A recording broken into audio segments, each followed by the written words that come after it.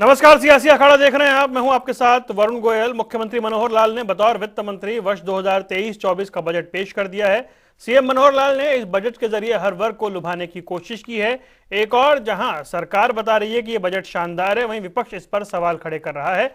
हम ये जानना चाह रहे हैं कि क्या 23 के बजट में 24 की झलक है। रिपोर्ट देखिए। मुख्यमंत्री मनोहर लाल ने मिशन 2024 पर फोकस करते हुए वित्त वर्ष 2023-24 के लिए बतौर वित्त मंत्री 1,83,950 करोड़ रुपए का बजट पेश किया। हरियाणा सरकार ने बुढ़ापा पेंशन में 250 रुपए की बढ़ोतरी की है, यानी अब तक बुजुर्गों को जो पेंशन 2500 रुपए मिला करती थी उससे बढ़ाकर 2,750 रुपए कर दिया गया। इसके साथ ही वरिष्ठ नागरिकों के रियायती किराए की पात्रता के लिए आयु सीमा को 65 साल से घटाकर 60 साल करने का प्रस्ताव भी बजट में रखा गया है।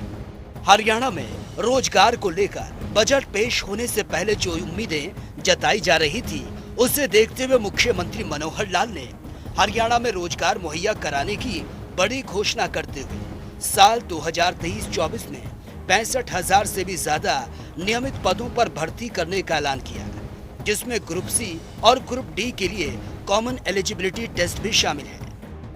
इन सब के अलावा मुख्यमंत्री मनोहर लाल ने कौशल विकास को बढ़ावा देने समेत कई बड़ी घोषणाएं भी की हैं।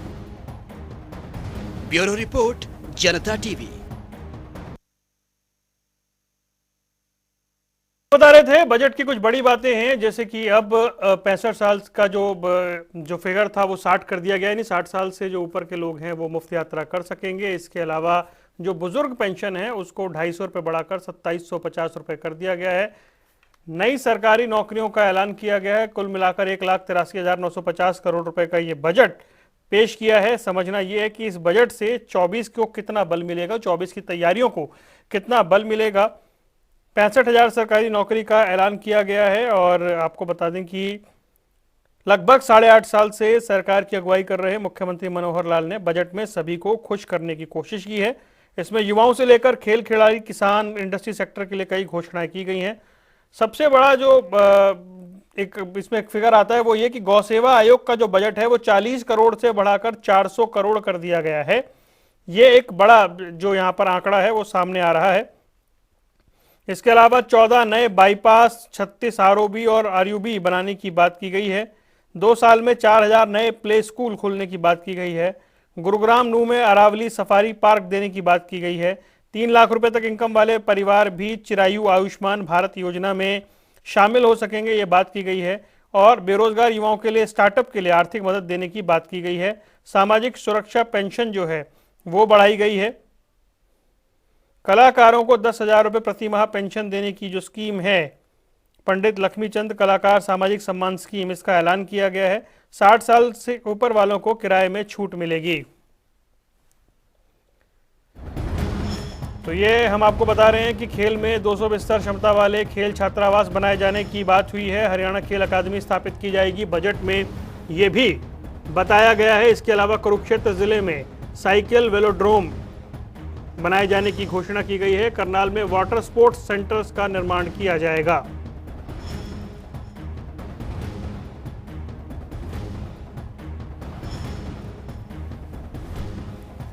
ग्राम पंचायतों में 1000 नए पार्क और व्यायामशालाएं खोली जाएंगी। और चलिए चर्चा करते हैं। 4 खास मेहमान हमारे साथ हैं। रमन मलिक भारतीय जनता पार्टी का पक्ष रखेंगे, बजरंग दास गर्ग कांग्रेस का पक्ष रखेंगे, रजवंत अहीनवाल इंडियन नेशनल लोकदल से और मेहर सिंह आम आदमी पार्टी से हैं।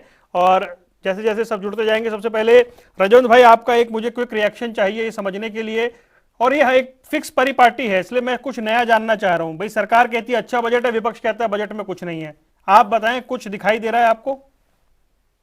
नहीं वरुण जी, देखिए, जरूरी नहीं है कि सरकार कुछ करे और विपक्ष उसकी तारीफ ना करे। ये परिपाटी है। ये हो सकता है कि सरकार की मानसिकता है कि वो ये कहे कि विपक्ष का काम बुराई करना है। अगर ये अच्छा काम करेंगे तो निश्चित तौर पर विपक्ष भी उनकी तारीफ करेगा। आज जिस प्रकार से जो बजट आया है, बजट में अगर कोई बेहतर चीज लगी, आगे भविष्य में भी अगर कोई इसका अच्छा रिजल्ट मिला तो निश्चित तौर पर विपक्ष भी इसकी तारीफ करेगा। लेकिन आप देखिए इस बजट में आज क्या हुआ है। इस बजट में वही काम हुआ है जो हर पिछले 8 साल से हो रहा है। रिपीटिशन, जिसको हम ये कह सकते हैं कि कोई भी अगर बजट है किसी भी चीज का, एक एग्जांपल ले लेते हैं हम SYL का। SYL का बजट लगभग हर साल तय किया जाता है, लेकिन क्या वो बजट कहीं लगता है? वो बजट नहीं लगा ना, लेकिन उसके बावजूद भी उसको बजट को रखते हैं। जब उसका निर्माण ही नहीं हुआ, नहर का निर्माण आज तक नहीं हुआ है और उसके बाद में बजट रख रहे हैं, तो फिर उसकी हम कैसे तारीफ करेंगे? ऐसा ही एक मामला है एम्स मनेठी का। एम्स मनेठी की घोषणा 2015 में हुई थी और एम्स मनेठी में आज तक जमीन एक्वायर तक नहीं हुई है, उसके बावजूद मुख्यमंत्री जी ये कह रहे हैं। अच्छा, नहीं रजत भाई, कोई ऐसी चीज जिसकी आप तारीफ करना चाहें, पहले ये बता दीजिए। चलिए छोड़िए, एक दो पॉइंट हाँ, मैं एक मिनट, मैं चलो अच्छी तारीफ कर देता हूँ। इन्होंने, ये सरकार गाय, गीता और गंगा के नाम पर राजनीति करती है। इन्होंने एक काम बहुत अच्छा किया है और वो ये है कि इन्होंने जो पिछली बार जो गोवंश के लिए जो बजट था, इस बार इन्होंने वो बढ़ा दिया। मेरे को जहां तक पढ़ा गौ सेवा आयोग का बजट 40 करोड़ से 400 करोड़ हो गया, 400 करोड़ कर दिया। लेकिन अभी मैं आपको एक चीज बता रहा हूँ, हाँ। ये एक मिनट वरुण जी, पूरी बात सुन लीजिए। लेकिन ये वही सरकार है जहां पर जिसने कैटल फ्री का कर रखा था, घोषित कर रखा था, और उसके बावजूद भी गोवंश सड़कों पर घूम रहा था।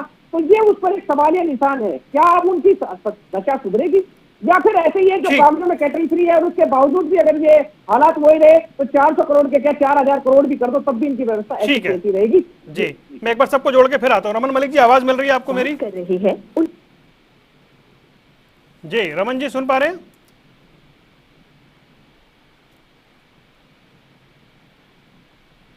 जी, रमन जी तक शायद आवाज नहीं पहुंच रही, इसको एक बार चेक करा लें भाई, ताकि मैं उनसे तुरंत बात कर सकूं।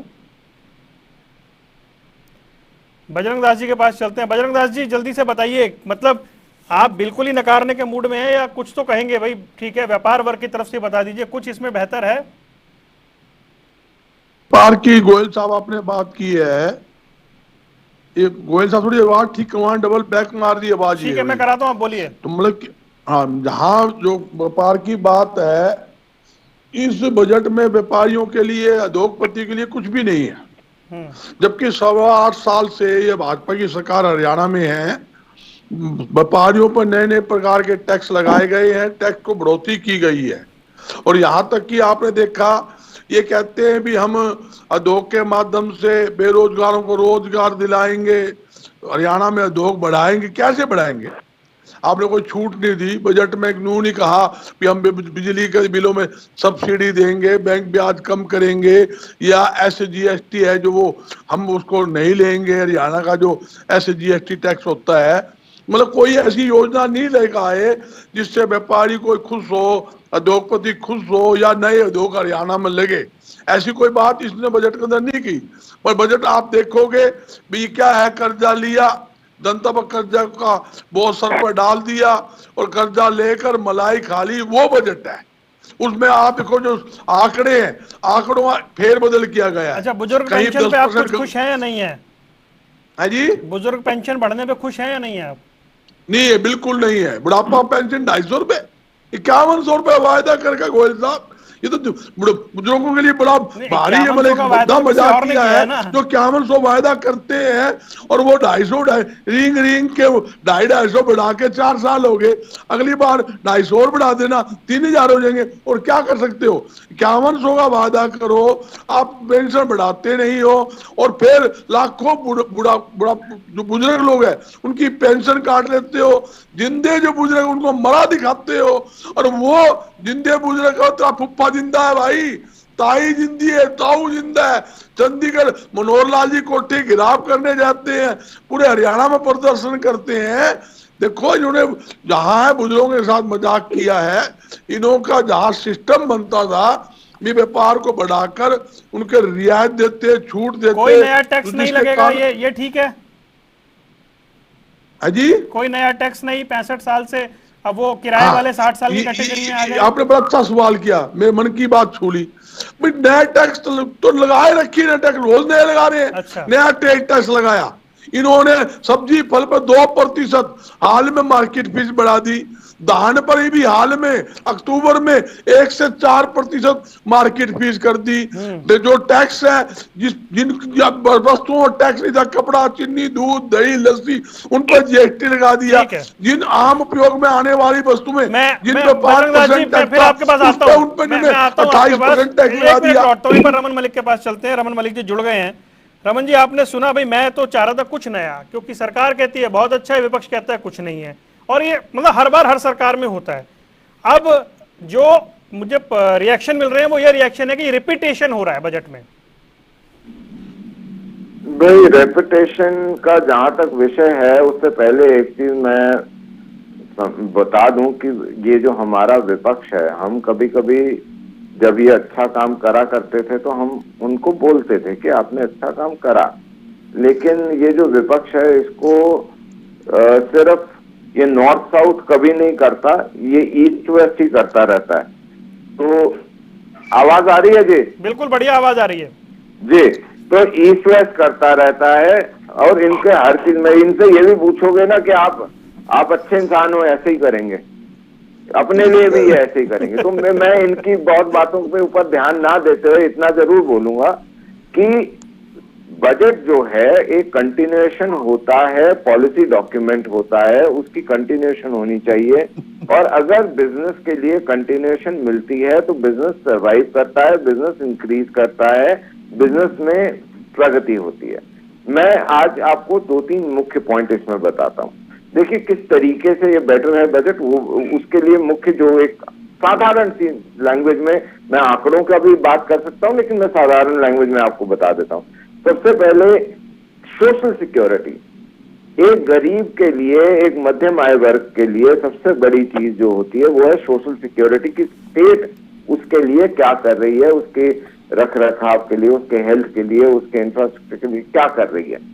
तो सोशल सिक्योरिटी के ऊपर मनोहर लाल जी ने एज अ वित्त मंत्री बहुत ध्यान दिया। उन्होंने जहां पे उम्र घटाने की जरूरत थी वो घटाई, जहां 1,80,000 से 2 लाख करने की थी वो भी करी, जहां पे 3 लाख पहुंचाने की जरूरत थी वो भी करी। तो उससे सोशल सिक्योरिटी नेट बढ़ा, नंबर 1। नंबर 2, इस बजट के अंदर कैपिटल एक्सपेंडिचर जो है, जो कैपिटल आपका एसेट बिल्डिंग में लगता है वो बड़ा है। और अगर आप साधारणता देखें तो अगर आप डायरेक्ट जो लोगों को पैसा देते हैं अगर आप वहां बढ़ाते हैं तो वो सर्कुलेट अमूमन समझा जाता है इकोनॉमी में कि 3 दफा घूमता है पैसा। लेकिन अगर वो कैपिटल एक्सपेंडिचर पे बढ़ता है पैसा तो वो कम से कम 7 दफा घूमता है, जिससे कि जीएसडीपी बढ़ती है। जीएसडीपी जब बढ़ती है तो प्रदेश के अंदर एक जो आय है वो भी बढ़ती है, लोगों की इनकम्स बढ़ती हैं। मैं आपको ये बता दूं 2020-21 में जब कोरोना का समय था, उसकी जीएसडीपी का एग्जैक्ट आंकड़ा जो था वो -6.5 आया था, क्योंकि पूरे विश्व में कम हो रहा था। हम बहुत बड़े कम हुए, हमारे तो बहुत कम हुआ। उसके बाद भी उस -6.5 से आज 9.8 पहुंचाया है, जो कि डबल से भी ऊपर बढ़ गया हुआ है। तो एक ये जो बात है इसको हमेशा विपक्ष जो है मलिक साहब, मैं और लेमैन वाली लैंग्वेज में सवाल कर लेता हूं आपसे, और सिंपल भाषा में पूछता हूं आपसे, इस 23 के बजट में 24 का ब्लूप्रिंट दिखाई दे रहा है क्या?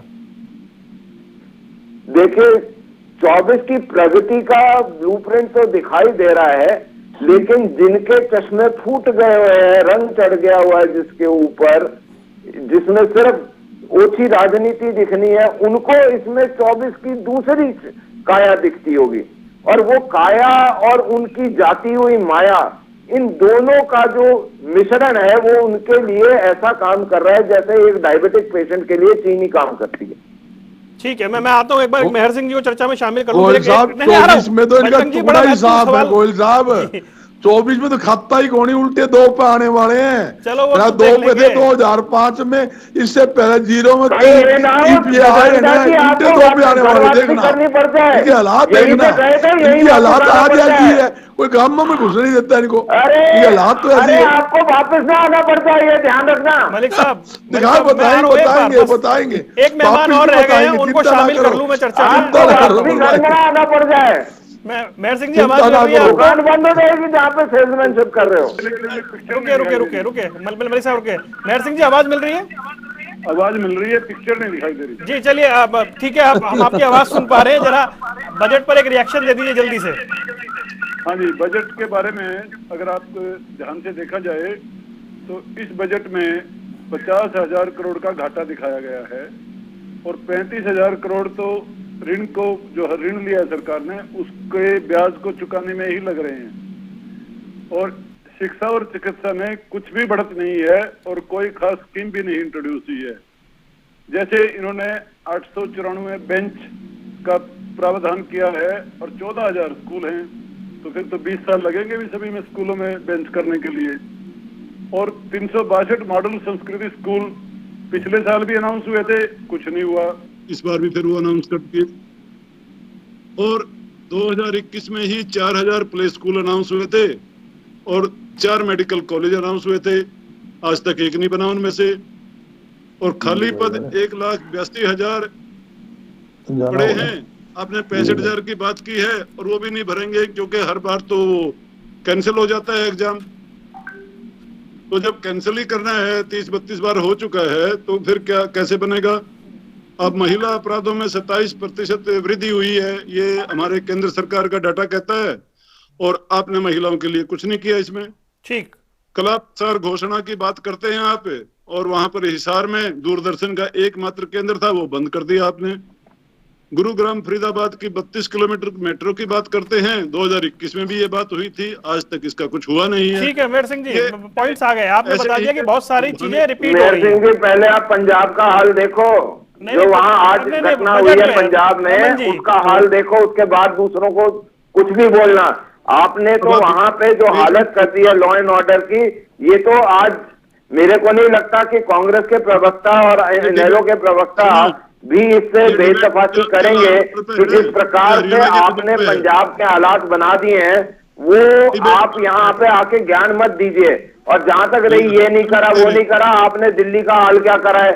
दिल्ली की हालत खराब से बदतर कर दी हुई है, उसके बाद भी आप अपनी पीठ थपथपा रहे हैं। अच्छा रुकिए रुकिए मलिक साहब रुकिए, उन्होंने कंप्लीट। आपकी हालत तो उस मौसी की है, आपकी हालत तो उस मौसी की है जिसको पूछता कोई नहीं, लेकिन उसने टिप्पणी हर चीज पे करनी मैं है। आता हूँ आपके पास सर, मलिक साहब आता हूँ आपके पास। क्या करूंगा इसमें जी बताइए? रुकिए अरे रुकिए, मौसी टिप्पणी हर चीज पे नहीं करते। ठीक है मेहर सिंह जी रुकिए रुकिए, मैं आता हूँ। आपका पॉइंट आ गया सर, मुझे पॉइंट चाहिए था, जवाब लूंगा मैं। रजवंत जी, एक बात जी आता हूँ। नहीं मेहर सिंह जी आ रहा हूँ, मैं दोबारा आऊंगा आपके पास, आपका दोबारा आता हूँ मैं। बेरोजगारी भत्ते की बात हुई थी, उसका क्या हुआ ये पूछिए। ठीक है मैं पूछ लेता हूँ, ठीक है पूछ लेता हूँ। रजवंत जी अब मुझे ये बता दीजिए भाई, विपक्ष क्या वाकई, मतलब मैं तो नहीं कहूंगा जो मलिक साहब कह रहे थे, चश्मा फूटने जैसी स्थिति है क्या? एक अच्छाई पूछी, मैंने एक अच्छाई बता दी, लेकिन अगर मैंने आपने कमी बताई तो कुछ मेहर जी ने बता दी और कुछ मैं आपको भी बता रहा था कि इन्होंने हर बार ये कहते हैं कि हमने 22 मेडिकल कॉलेज हर जिले में खोलने हैं, यूनिवर्सिटियां खोलने की बात इन्होंने की है। इनकी हालात तो ऐसी है कि मैं अभी बता रहा था एम्स मनेठी में कि वहाँ पे एम्स का निर्माण, मुख्यमंत्री जी कह रहे थे कि एम्स का निर्माण इस साल हो जाएगा, वहाँ पर उद्घाटन हो जाएगा उसका। लेकिन आप एक चीज बताएं, जहाँ पर जमीन एक्वायर तक नहीं की गई है वहाँ पर ये कैसे पॉसिबल है? वो चीज बात लग रहा था। इन्होंने कॉलेज खोलने की बात की कि हमने रेवाड़ी में कॉलेज खोल दिया। रेवाड़ी में कॉलेज, आप ये आज चीज मैं बता रहा हूँ आपको, एक गवर्नमेंट बॉयज स्कूल है, उसके 3 कमरों में कॉलेज चला दिया इन्होंने। ये कहते हैं कि हमने कॉलेज खोल दिए। यही हकीकत है इनकी कि ये कार्रवाई सिर्फ और सिर्फ कागजी करते हैं, हकीकत में इनके पास कुछ नहीं है। इन्होंने पिछले ही बजट में, आपको भी ध्यान होगा, 1000 प्ले स्कूल खोलने की बात की थी। 1000 प्ले स्कूल कहाँ खोले, रमन जी बैठे ये बता देंगे, लेकिन इस बार इन्होंने उनकी घोषणा बढ़ाकर 4000 कर दी। अब इनसे क्या उम्मीद करें? यही तो है। अगर टीचर्स की बात करें तो स्कूलों में टीचर्स नहीं है। आप ये कह तो रहे हैं कि हम और भर्तियां कर देंगे, लेकिन वो भर्तियां कर कहाँ देंगे जब इससे पहले जो हुआ था हर बार यही तो कहते हैं कि हम और भर्तियां करेंगे, ये करते कुछ नहीं है। तो भाई साहब एक जवाब देता हूँ, जवाब। प्रदेश पर जो कर्जा है, एक मिनट, प्रदेश पर जो कर्जा है वो कर्जा बढ़ता जा रहा है ना, और उसी की वजह से ये है कि अगर धरातल पर कुछ नजर आए तो हम भी इनकी तारीफ कर दें। हमें इनसे कोई दुश्मनी नहीं है, ये हमारे प्रदेश के आज के जमाने में, आज की ये सत्ता संभाले हुए हैं, तो हम इनसे उम्मीद करते हैं, लेकिन कहीं ना कहीं ये उम्मीद को धूमिल करने का काम करते हैं। ठीक है ठीक है। रमन जी, क्या कर्ज लेकर घी पीने वाली बात है हुड्डा साहब बार बार बोलते हैं? भाई कहावत तो घी के लिए है कि किसको हजम नहीं होता, मैं वो चीज तो नहीं बोलूंगा, लेकिन मैं इतना जरूर बोलूंगा कि हुड्डा साहब की उम्र हो चुकी है, घी सबको हजम करने की क्षमता खत्म हो जाती है, बुढ़ापा जैसे जैसे आता है, तो उसके ऊपर मैं टिप्पणी नहीं कर रहा। लेकिन बहुत जल्दी मैं ये जो आरटीआई मैंने एक लगाई थी उसको जल्दी मैं करूंगा क्लियर, और बहुत जल्दी सामने आऊंगा। ये सदन के अंदर बोला गया था कि हमारी विधानसभाओं में कुछ नहीं करा जाता। आपको याद होगा पिछली विधानसभा के अंदर ये सवाल उठाया गया था विपक्ष के द्वारा कि हमारे यहाँ कुछ डेवलपमेंट के काम नहीं करे, तो उसका सारा लेखा जोखा मेरे पास आ गया है। बहुत जल्दी इसके आंकड़े आप लोगों के पास भी पहुंचेंगे जी। कि कहां कहां कितना कितना हो रखा है। ऐसे ही मैं रघुवंश जी को बोलूंगा कि पढ़े लिखे इंसान हो, आरटीआई लगा के पूछ लो कितने बने हैं। तथ्यों के साथ विपक्ष की भूमिका निभाओ, हवा हवाई मत करो। जैसे आपका हाल वही है, सुनिए, आपका हाल वही है जो अभय चौटाला ने करा था। कत्ती लेकर पहुंच रहे थे, याद है, कत्ती लेकर पानी लेने पहुंचे थे, भगीरथ बनने चले थे महाराज, भगीरथ बनने चले थे और पीडब्ल्यूडी के कारिंदे बन के आ गए, सड़क पार है। तो आप छोड़ दीजिए, आपके बस की नहीं है। अरे आप छोड़ दीजिए, आपके बस की नहीं है। आपकी पार्टी के पास वो विजन ही नहीं है। आप तो मेरे को बात नहीं करो। आप ये बताओ कि कितने जो स्कूल हैं आपके समय, कितने स्कूल बने जिसके अंदर कुछ काम नहीं हुआ, और हमारे यहाँ शिक्षा का कितनी बेटरमेंट हो रही है कि रिजल्ट अपने आप बोलने लग गया। आप क्या बात करोगे? ठीक है, आज आप बैठे हो, आपकी बात करेंगे। अच्छा रुकिए, बजरंग दास जी के पास चलता हूं, बहुत देर हो गई, नहीं इंतजार कर रहे हैं। रुकिए रंजन भाई रुकिए। बजरंग दास जी, भाई मुख्य विपक्षी दल हैं आप लोग, बजट से संतुष्ट नहीं है क्या आप? बिल्कुल भी। कुछ आपको लग रहा है कि, या फिर मुझे चल सीधा बताइए, 2024 के लिए क्या ये बजट बीजेपी की मदद कर रहा है? 2024 में तो इनका टुकड़ा ही साफ है गोयल साहब। ये तो रिंग रिंग के सरकार चला रहे हैं। इनको पता है, आज के हालात देख लो, कौन सा इनसे आदमी खुश है? इनके सरकारी कर्मचारी इनके खिलाफ सड़कों पर है, इन पर लाठियां चार्ज की जा रही है, आंसू गैस के। मैंने आपने सवाल पूछा, बता रहा हूं नहीं। किसान धरने के ऊपर है, पटवारी आंदोलन करते 3 महीनों में पटवारी आंदोलन कर रहे हैं, आंगनबाड़ी की महिला आंदोलन कर रही है। इनके खिलाफ तो सारा डंगा ही खड़ा हुआ है। इनकी ताकत भी नहीं है कि ये पब्लिक में बिना सिक्योरिटी के, अगर इनको छोटी मीटिंग करनी हो तो 500 पुलिस के कर्मचारी अधिकारी लगा देते हैं। आदमी के चाय पीने जा 20 आदमी के, तो वहां चाहिए पुलिस की सिक्योरिटी। कोई भट्ठा ना मार दे, कोई झंडा ना दिखा दे, कोई डंडा ना दिखा दे। हालात तो इनका ये है। हाँ, इनकी इच्छा जरूर है 2024 में हम खेला खेल ले, और इतनी बार जनता इनका खेला खेलेगी, ये स्थिति है।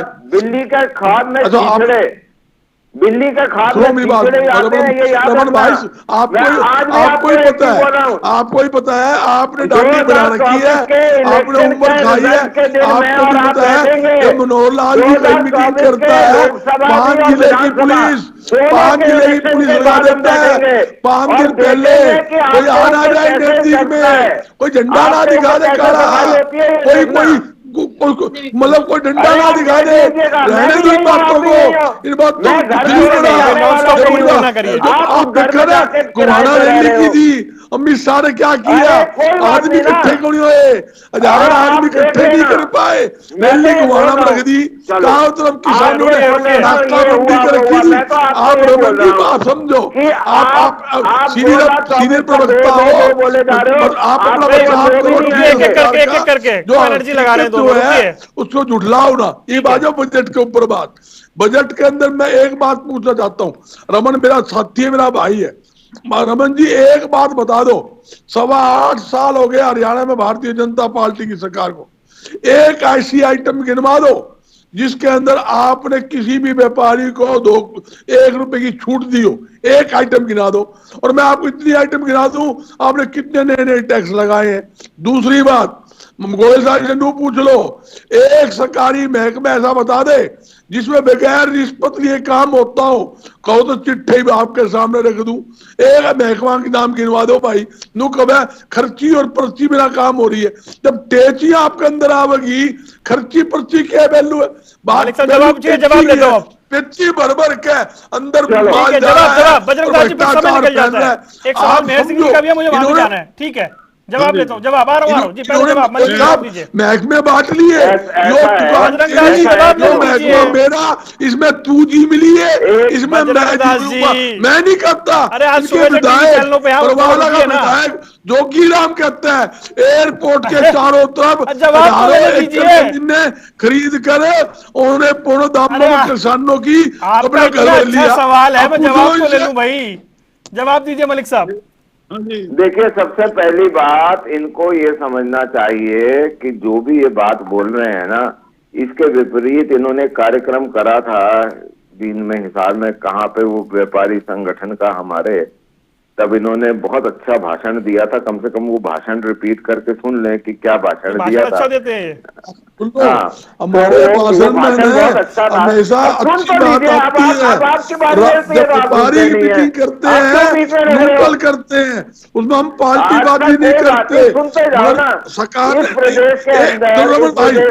बात बता दो यार, सवा 8 साल में एक आइटम गिनाओ, एक आइटम गिना दो भाई, हमने ये व्यापारी को छूट दी, एक आइटम गिनाओ, मैं मान जाऊंगा। मैं आपको कोशिश ही कर सकता हूँ यहाँ से। चलिए भाई, आपका एक वो कह रहे हैं एक बात गिना दीजिए जो आपने व्यापारियों के हित में की हो। भाई एक बात जो सबसे इम्पोर्टेंट है, जिसको समझना चाहिए, हमने बिजनेस के लिए कंड्यूसिव एटमॉस्फेयर दिया, हमने एक कंटिन्यूटी दी है। हमने कोई भी ऐसा काम नहीं करा जहां पे ये जो इनका किसी जमाने में तो हरी पगड़ी वाले उगराई करते थे और किसी जमाने में हाथ वाले हाथ की सफाई करते थे। हमने जो है एक ही काम करा, हमने ट्रांसपेरेंट गवर्नेंस दिया सबके लिए बराबर। और मैं आज भी इनको बोलता हूं, अपना पुराना दिया हुआ भाषण सुन लें भाई, मेरा पुराना भाषण सुन लो। हमेशा मैंने कंडम किया है, कंडम। मैं 2.5 साल सरकार में चेयरमैन रहा, कांग्रेस ने कोई गलत फैसला लिया, मैं उनके खिलाफ खड़ा हूँ। जहाँ उनका साहब का राज रहा 2.5 साल चेयरमैन के अंदर, जब कोई फैसला व्यापारी के खिलाफ आया, मैंने सरकार के खिलाफ बयान दिया और मैं खड़ा हूँ। वो ठीक नहीं है। 136 आइटम रुक जाइए। एक सवाल मेहर सिंह जी का था बेरोजगारी भत्ते को लेकर, उसका जवाब दे दीजिए। बोल दिया क्या अच्छा बोल दिया आपने? कोई सा पूछो, व्यापारी है, सुरक्षित है। रुक जाइए बजरंग दास जी, मेरी गुजारिश है आपसे। बजरंग दास जी सुरक्षित है नहीं, ये कहते हैं बजरंग दास जी, रैली थोड़ी है ये भाई, चुनावी सभा नहीं हो रही है। अरे सवाल पूछते हैं ना यहाँ पे, आप रुकिए रुकिए भाई। अच्छा बोल रहे हैं, अच्छा रुकिए ना, अरे रुक तो जाइए। अरे भाई इतना समय नहीं है, 1 घंटे की चर्चा थोड़ी है ये। बजरंग दास जी, स्थिति खराब कहीं है देश में, पहला स्टेट हरियाणा। अच्छा रुकिए, बहन बेटी भी सुरक्षित। अरे तो आप जो आरोप लगा रहे हैं उसका जवाब तो लेने दीजिए मुझे। जवाब नहीं है। अच्छा मलिक साहब ठीक है, बजरंग दास जी की तो बात लंबी हो गई। एक मेहर सिंह जी का सवाल था बेरोजगारी भत्ते को लेकर, फिर वो कहेंगे मेरे सवाल का जवाब नहीं लिया। हाँ जी, अगर ये बीजेपी के माननीय प्रवक्ता, अगर ये पहली बात है चुप ही नहीं होते, दूसरे की बात सुनना नहीं पसंद करते। दूसरी बात ये कभी पंजाब कभी दिल्ली आ जाते हैं। दिल्ली में अगर बात करें एमसीडी में इन्होंने क्या बुरा हाल किया और सुप्रीम कोर्ट ने इनको क्या जवाब दिया, ये सब इनको मालूम होना चाहिए। अब मैं बताता हूँ कि किसानों की आय के दुगने के बारे में क्या हुआ। उनकी आधी आय कर दी, 20% ये जो उत्पादन की कॉस्ट होती है, फर्टिलाइजर है, पेस्टिसाइड है और डीजल वगैरह है, वो 20% बढ़ती है साल में। और ये एमएसपी कितना बढ़ता है? 3 से 5%। 20% कौन सा बढ़ा है जी डीजल, ये बताइए के बारे में क्या किया इन्होंने। अच्छा दूसरी बात बीच में ना बोलिएगा जी, कैसे बढ़ा ये तो बता दो। नहीं बोला, आप जब बोल रहे थे मैं बिल्कुल नहीं बोला। 20% कैसे बढ़ा ये तो बता दो। 20% ऐसे बढ़ा, डीजल का रेट बढ़ा और फिर पेस्टिसाइड का रेट बढ़ा कंपनियों को के हाथ में डबल कर दी गई। 1 मिनट, सब्सिडी डबल कर दी गई। डीजल 2013 में पेट्रोल डीजल की कीमत आसमान थी, 84 रुपए पेट्रोल था। मैं पर्ची दिखाई हुई है, 84 रुपए से आज अगर 100 रुपए है तो 20% कैसे हो गई ये भी बता दें। दूसरी चीज जो सबसे बड़ी है वो ये 8 साल की बात कर रहा हूं मैं, 84 से 110 कहां से 20% हो जाएगा, 105 100 कहां से हो जाएगा। तीसरी चीज जो सबसे बड़ी बात है, आपने जो किसानों को वायदे करे कि जी इतना कॉम्पनसेशन देंगे, वो दिल्ली में भी करा नहीं करा, हरियाणा पंजाब में करा। पंजाब में तो आज भी किसान बैठे हुए हैं। तो आप ज्ञान देने जा रहे हो और आपको ये पता नहीं कि आप आगे से ढक रहे हो, पीछे से उठा रहे हो। ये कोई तरीका थोड़ी होता है। वैसे आपने क्या इम्प्रूवमेंट कर दी दिल्ली की? तो बजट के ऊपर अगर आप बात करते हैं मान्यवर, मैं सभी प्रवक्ताओं से गुजारिश कर रहा हूं भाषाई से कि पॉलिसी पैरालिसिस ना हो, पॉलिसी कंटिन्यूएशन हो, जहां जहां जरूरत है वहां वहां हो। और हमने जहां कैपिटल एक्सपेंडिचर बढ़ाया है, इस बजट के अंदर ऑलमोस्ट 1/3 जो है वो कैपिटल एक्सपेंडिचर की तरफ है, ना कि सिर्फ अब मेरे पास समय बिल्कुल कम है, मैं 30 सेकंड का समय दे पाऊंगा सबको। रजवंत भाई, मेरा सवाल है, 2 लाख करोड़ के आसपास ये बजट अब जाता हुआ दिख रहा है, सरकार इसे उपलब्धि के तौर पर दिखा रही है कि कहां शुरू हुआ था और अब यहां तक पहुंच गए हैं। सरकार ने, आपने जो पूछा मैं उसके बारे में कम बताऊंगा। एक चीज ज्यादा बताऊंगा कि गठबंधन की सरकार में सबसे पहला एक इनका आया था कि कॉमन मिनिमम प्रोग्राम के तहत 5100 रुपए पहली कलम से करने का मतलब आया था इनका, और वो इनकी पहली कलम। क्या जेजेपी वालों की इन्होंने एक बात भी नहीं मानी? इन्होंने बुजुर्गों के साथ तो बड़ा धोखा करने का काम किया है। उनकी 5100 रुपए पेंशन पहली कलम से होनी थी, 3 साल में भी उनकी 5100 पेंशन नहीं हुई। तो ये एक बुजुर्गों के साथ इस बजट में बहुत बड़ा धोखा है, जो हर बार कहते हैं कि हम बढ़ा देंगे, लेकिन 250-250 रुपए बढ़ाकर कहीं ना कहीं उनके साथ अन्याय करने का काम किया जा रहा है, उनका जो आर्थिक नुकसान करने का काम किया जा रहा है। जी बजरंगी, 30 सेकंड लीजिएगा बस। देखिए, बजट से प्रदेश की जनता, व्यापारी, उद्योगपति, कर्मचारी सब में नाराजगी है, निराशा हाथ लगी है। इन्होंने ना तो युवाओं को रोजगार देने की बात, ना व्यापार बढ़ाने की बात, ना उद्योग बढ़ाने की बात।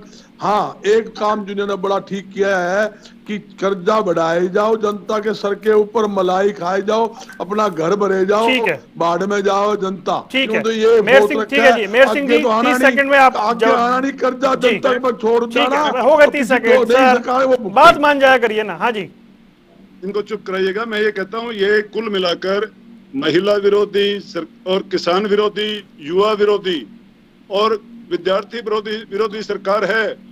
और ये सरकार जो जुमले फेंकती है, बेरोजगार भत्ते की बात करती है, वो आज तक नहीं हुआ। अरे 5100 की बात हुई थी तो आप 27.5 पे आज तक खड़े हो। ठीक है। तो क्या अगली बार तो आपको मौका मिलना नहीं है, अगली बार आप बदल जाओगे, अगली बार आपको ठीक है। रमन मलिक साहब, कंक्लूसिव रिमार्क।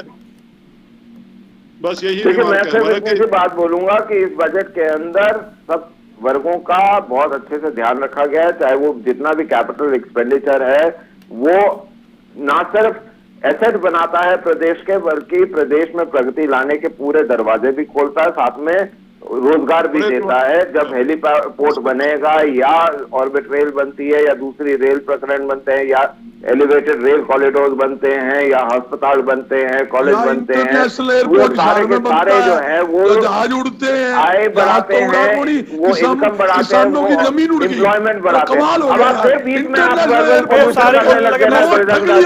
आप आप नहीं रुक सकते। किसान लूटा लूट लिए। भाई साहब, हाजमोला खा के आया करो, कहीं रुक भी जाया करो। चलिए जी, आप चारों मेहमानों का जुड़ने के लिए बहुत बहुत शुक्रिया। समय इतना ही था मेरे पास। बजट 23 का बजट 24 की झलक रहा, कितनी होगी आसान देखना दिलचस्प होगा। सियासी अखाड़ा देख रहे थे आप, यहाँ रुकने कुछ देर के लिए, खबरों का सिलसिला लगातार जारी है।